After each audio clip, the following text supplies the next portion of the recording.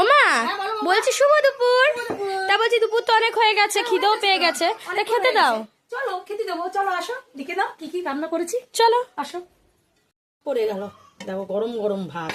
হ্যাঁ পড়ে গেল গরম গরম ভাত, তার সাথে একটা কাঁচা লঙ্কা দিয়ে দিলাম।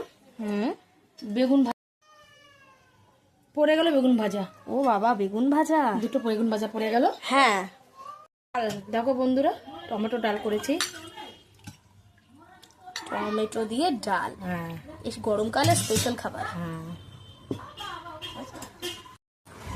তারপর পড়ে গেল সজনে ডাঁটা চচ্চড়ি।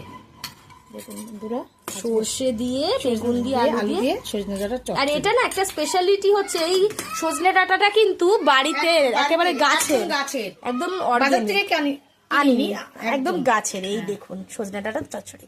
সোয়াবিন আলুর তরকারি। দেখুন বন্ধুরা, আজকে সোয়াবিন আলুর তরকারি করছে। আচ্ছা দেখতেই পাচ্ছেন সোয়াবিন আলুর তরকারি, কি মাখা মাখা করে তরকারি করেছে, দেখতেই তো পাচ্ছেন। তা ঠিক আছে বন্ধুরা, দেখতেই তো পাচ্ছেন আজকের থালিটা একেবারে সাজানো কমপ্লিট।